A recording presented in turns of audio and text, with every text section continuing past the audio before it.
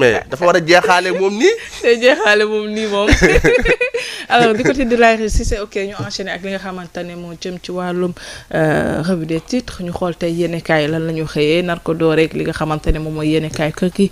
di journal l'info 100 francs lay jox mën ngeen koo fekk fépp. Alors du côté de la ñu xool yéenekaay bi di l'info lan la xëyee tey ay ca su baaxee ñu dem. ay ca l'info xëy ak li nga xamante ne moom mooy alerte sanitaire maximale la ko titré di wax le Sénégal sous un nuage de poussière mu nekk alerte boo xamante ne ANACIM def na ko ñu war ci bàyyi xel bu baax a baax mooy ci li nga xamante ne moom mooy poussière beeg feebar yi nga xamante ne mën na koo indiwaale ANACIM di wax que ne baisse de visibilité ak risque pour la circulation sur les routes en mer et dans les airs. Leneen loo xamante ne mi ngi ci biir yéenekaay moo ouverture de la conférence des Nations Unies sur l'eau le plaidoyer de Diomaye pour la résolution des crises liées à l'eau mën ngeen ko fekk ci page 5 l'info dellu si na ci génn àdduna ki nga xamante ne moom mooy Alima Gadji yéenekaay bi di wax star de maîtresse d'un homme marié loolu mu ngi jëm ci nécrologie boo xamante ne l'info dellu si na ko pour jaale ko askan wi yëpp. Après l'info L'As quotidien Maroc ak Sénégal la xëy di wax laser sur les accords de coopération signés Sonko affiche la volonté du Sénégal de surmonter l'émotion mu ngi ci page 5 bu bii la yéenekaay. Après L'As enquête tamit premier ministre Ousmane Sonko mi dem Maroc la xëy di wax l'heure du dépassement yéenekaay bi di nga xamal que ne 17 nouveaux accords un dîner royal un long tête-à-tête à huis clos entre le PM et le ministre marocain des Affaires étrangères mais aussi dellusiwaat na ci mort de Charles Diouf procès des supporters tension communautaire les gouvernements veulent tourner la page. Après enquête Libération xëy ak étoile bi di Alima Gadji di wax une étoile filante l'actrice Alima Gadji est décédée hier mu fàttali li nga xamante ne moom Alima mosoon na ko publier sur ses réseaux sociaux di wax que ne bés bu demee ñaari rakka la ñaan ñu defal ko jéggal ko te ñaanal ko. Après Libération L'Obs xëy ak li nga xamante ne moom mooy protestation sortie du terrain serviette volée yéenekaay bi dellu soit dans le secret plutôt des plaintes croisées Sénégal Maroc le rapport de l'arbitre Jean-Jacques Ndala Ngambo ceux du délégué du match et du responsable de la sécurité ainsi que des images vidéo du stade Moulay Abdallah minutieusement analysées ce mardi au Caire yéenekaay ba tey ci page 12 dellu soit na sur les éléments constitutifs de la saisine de la fédération marocaine et le dossier qualifié de béton de la Fédération sénégalaise de football. Après l'Obs Le quotidien tamit jee bi ngi xëy ak relation Sénégal Maroc di wax le foot Rabat les cartes dellusiwaat na ci 17 accords signés lors de la commission mixte kii di premier ministre Ousmane Sonko di wax les dérapages de la finale ne peuvent être considérés comme des fractures quant à premier ministre marocain bi moom muy wax il faut donner une nouvelle impulsion à l'axe Dakar Rabat. Après le quotidien Source A mi ngi xëy ak trafic d'armes dans les loumes du centre du pays yéenekaay bi dañu di wax la chute d'un vieil armurier yéenekaay bi dellusiwaat ci boobu la information ci lu yaatu ci page 4 ba tey ci biir yéenekaay bi Diomaye alerte sur une crise mondiale qui frappe durement l'Afrique loolu mu ngi jëm ci réunion préparatoire des Nations Unies sur l'eau. Sud Quotidien mi ngi xëy 15e session de la grande commission mixte de coopération Sénégal-Maroc au-delà des émotions Dakar et Rabat scelle l'essentiel yéen a dellu soit na ci diplomatie bi mu jàpp ne moo gën a rëy gën a kawe que li nga xamante ne moom mooy kandi waaye aussi dellu soit na ci 17 nouveaux accords yi nga xamante ne def nañ ko am nañ ko. aywa L'évidence Sacre des Lions Bara Sall s'en félicite et témoigne son soutien à Pape Thiaw ba tey ci biir yéenekaay bi di l'évidence Pape Modou Fall di wax nos emplois vont-ils disparaître avec l'IA laaj la bu mu samp mën ngeen koo lire ci biir yéenekaay bi di l'évidence.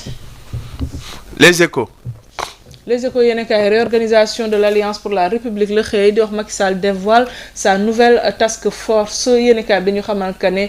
ki nga xam moom mooy Néné Fatoumata Tall moom la ñu propulsé mu nekk patronne des femmes Moussa Bocar Thiam moom mooy nouveau boss de la com Abdoulaye Diagne bombardé à la Cogère. Après les Échos Walf Quotidien Walf Quotidien xëy ak Tribune saccagée intention d'abandonner la finale gros risque de sanction à la CAF yéenekaay bi di ñu xamal l'instance prête à décapiter le Sénégal Sekankour Pape Thiaw quitte du Maroc voleur de serviettes loolu yëpp yéenekaay bi di Walf Quotidien a dellusiwaat na ci. Après Walf Quotidien.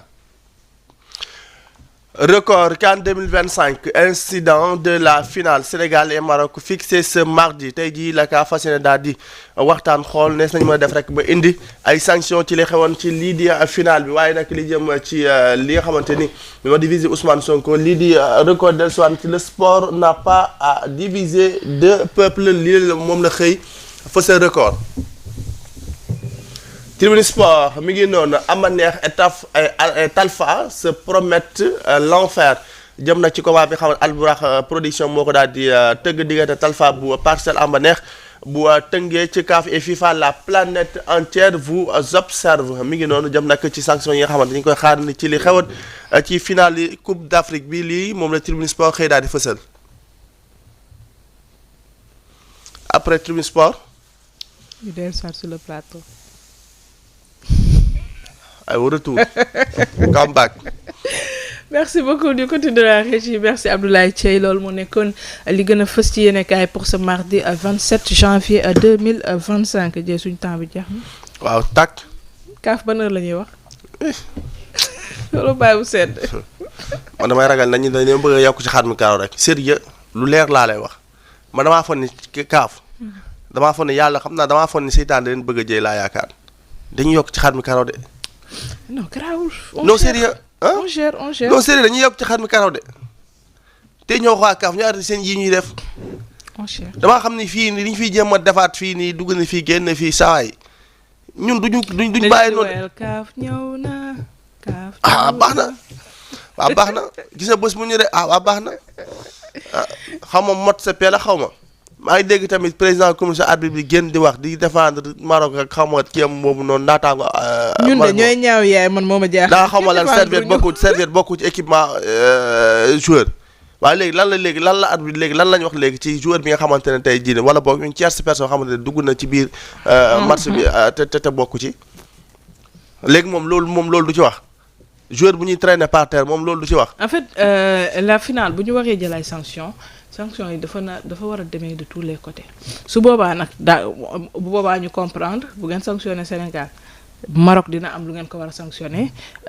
stadiers yi di ngeen am et quand je parle des stadiers je parle de l'organisation kon dinañ am sanction yi ngeen war a def contre ñoom. Parce que finalement déjà ñëpp a nekkoon ci terrain bi. mais effectivement ñi ci war a nekk ak ñi ci warul nekk ñi war a nekk ci ginnaaw camp yi ñi warul nekk ñi nga xamante ne waruñu laal joueurs yi pendant les matchs sax ñu ngi woon ci biir terrain bi. maanaam même les forces de l'ordre sax laa lay waxal ni ci boppam. waaw te bu ñu fàttee suñu supporters yi ñu doon ndax les vidéos aussi. même les forces de l'ordre ci boppam bu dee loolu ci boppam dañ la war a sanctionner parce que ils sont là pour le maintien de l'ordre ba pare daal xamal la ñoo bëgg jël yëf yi di ko yónni ni ko bàyyi ci domaine sportif bi mu ne fii li gis nañ fi lu gën a extraordinaire li te waxuñu ko fi nañu bàyyi ci domaine sportif bi mu ne même abandon dañuy wax l'arbitre sifflé wut fin du match. On a continué à jouer. yaa ngi dégg joueurs yëpp dugguñ ci vestiaire bi am na quelques-uns yu desoon ci terrain bi comme Sadio Mané yaa ngi comprendre wala xam ne muy benn ñaareel ba l'arbitre a sifflé de fin du match joué nañ ko jeex na bañ dugalee ñoom ci PV arbitre bi bind nañu Sénégal gagné na la CAF FIFA jël nañu coupe bi jox nañ ko Sénégal maintenant loolu moom c'est acquis li ci des mooy bu dee jël ay des sanctions même bu fekkente ne xeex la woon rek mënoo jàpp ni bàyyi wala booy sanctionné da ngay sanctionné ñoom ñaar ñëpp te ma la xamal leen Sénégal dafa ñun mu ñu nekk minorité ci biir stade bi di fa provoqué les Marocains loolu xel nga ko nangu mënoo nekk minorité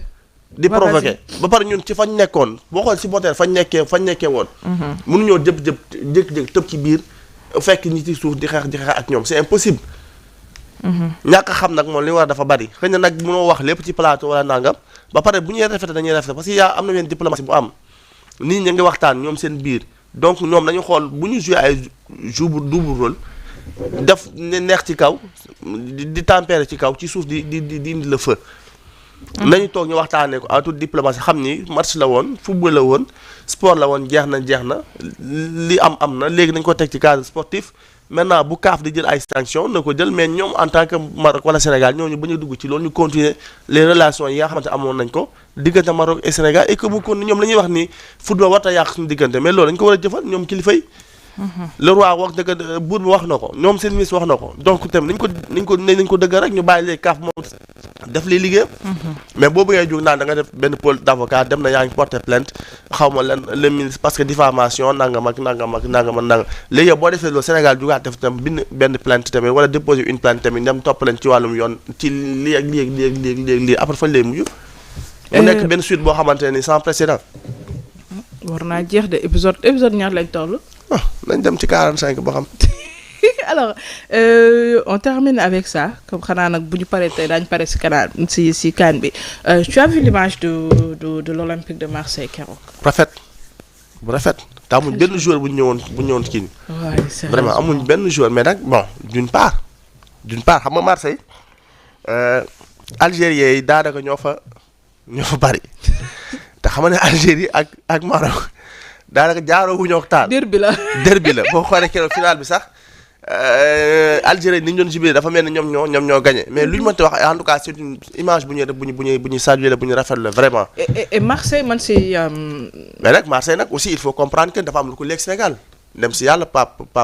Diop nekkoon na président bu Marseille. et Mamadou Niang nekkoon na capitaine bu Marseille Habib Beye joué na Marseille donc Marseille am na aussi benn lien bu ñu am aussi tamit diggante ak Sénégal même le jeune Pape kii bi laa nu ko ne sax Pape Gueye bi dugal keroog. avant muy dem Villarreal Marseille la jaar pas l'équipe je parle pas je parle pas sur le plan sportif mais Marseille bizarrement je trouve que moo gën a comparé à Paris je préfère Marseille parce que je trouve que Marseille c'est moo gën a chaleureux en fait c'est-à-dire que ñoom dañu xaw a nduroo un peu xam naa li nga naan algériens yeeg sénégalais yi sax duñu faa bëri en tout cas yenn kii mooy je trouve que c'est beaucoup plus chaleureux que Paris parce que Paris à la limite nit ñi bu ñuy rombante dañuy xaw a nuyoonte bi sax de toute façon nit ki duñu nuyoonte day rombante alors que Marseille tu as l'impression que les gens sont un peu plus connectés en fait et donc tey suñu gisee image bi man est-ce que duma commencer faral waaw xam nga Marseille am nañu ko tudde sa gëblëga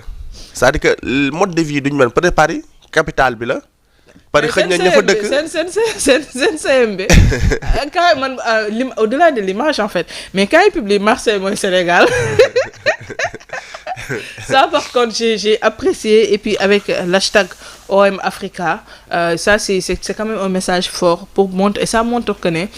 même su dee ne CAN bi Afrique la mais les autres nous suivent et c'est pour ça je pense que am na ko doon wax je sais plus si c'était Pape Thiaw wala kan mais moo tax c'est important ñu bàyyi xel ce qui se passe ci CAN bi parce que certes ça se passe en Afrique certes c'est les équipes africaines ñoom ñooy daje mais ces équipes africaines pratiquement tous les joueurs dañuy évoluer dans d'autres pays wala dans d'autres continents et ce qui fait que bu CAN amee tout le monde nous suit en fait et on a besoin aussi de relever li nga xamante ne moom mooy niveau organisationnel bi mais aussi relever li nga xamante ne moom mooy niveau de jeu bi ba nga xamante ne aussi CAN bi day nekk benn rendez-vous boo xam dañ koy jox cër bi nga xamante ne moom la yelloo parce que tous les grands joueurs yu ñuy dégg actuellement ñu ci bëri d'origine africaine lañu et la preuve bu CAN xasee ba am ñoom ñëpp da nga leen gis ñu revenir à leur pays donc c'est une très belle image boo xamante ne waa OM